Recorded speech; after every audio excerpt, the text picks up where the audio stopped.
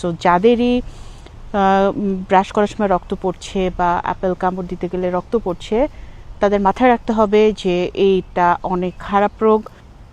Hello, আসসালামু আলাইকুম everyone. Doctor Jannatul Ferdous, chief consultant doctor Jannatul Ferdous dental. Right now আমি এখন আছি হার্ভার্ড মেডিকেল স্কুলে ফর মাই লার্নিং পারপাস। আপনাদের খুব কমন একটা প্রশ্ন নিয়ে কথা বলতে চাই। আপনারা অনেকেই জানতে চান যে মাড়ি থেকে রক্ত কেন পড়ে ব্রাশ করার সময়। আমি 2 বেলা ব্রাশ করি, তারপরে এত নিয়মকানুন মানি, তাহলে কেন আমার মাড়ি থেকে রক্ত পড়ে?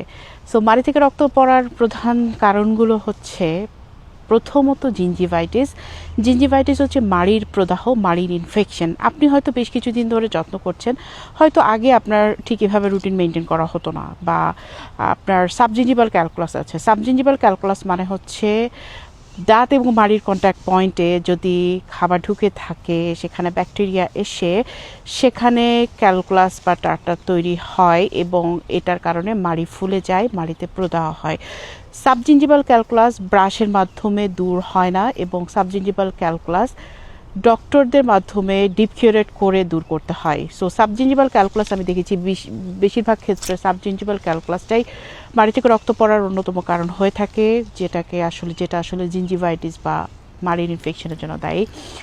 মাড়ির ইনফেকশনের যদি আরও জটিলতম স্টেজে চলে যায়, যেটাকে আমরা পেরিওডন্টাইটিস বলি, সো পেরিওডন্টাইটিস হলেও কিন্তু মাড়ি থেকে রক্ত পড়ে, কারণ এটা গাম ইনফেকশনের অর্থাৎ মাড়ির ইনফেকশনের আরও জটিলতম স্টেজ, যেখানে মাড়ির ড্যামেজের পাশাপাশি আমাদের দাঁতের যে চারিপাশে যে অ্যালভিউলার বোন থাকে, আরও স্ট্রাকচার থাকে, সেগুলো ড্যামেজ হতে থাকে। সো পেরিওডন্টাইটিসও অন্যতম কারণ। এছাড়াও রয়েছে ভাইটামিন ডেফিসিয়েন্সি, ভাইটামিন সি এবং কে ডেফিসিয়েন্সি হলেও মাড়ি থেকে রক্ত পড়ে। প্রেগনেন্সি টাইমে পড়তে পারে। হরমোনাল চেঞ্জেসের কারণে অনেক সময় দেখা যায় যে যারা অ্যালকোহল বা স্মোকিং করে তাদের ক্ষেত্রেও মাড়ি থেকে রক্ত পড়া হতে পারে।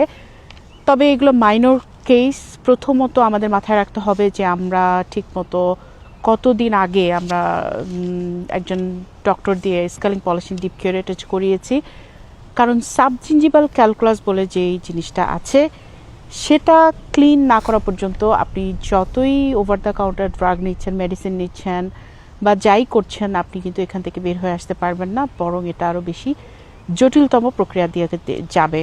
এখান থেকে আপনার দাঁত নড়ে যেতে পারে, দাঁত হারাতে হতে পারে। সো অ্যাজ এল এজ পসিবল একজন নিয়ারেস্ট ভালো ডেন্টাল ক্লিনিক, যেখানে লেজার সাপোর্ট আছে, এমন একটা ডেন্টাল ক্লিনিকে আপনি চিকিৎসা নিতে পারেন। সেখানে ডক্টর আপনাকে scaling polishing deep curettage laser bacterial reduction করে আপনাকে সুস্থ মাড়ি উপহার দিতে পারে, তাতে করে আপনি এ থেকে মুক্তি পেতে পারেন।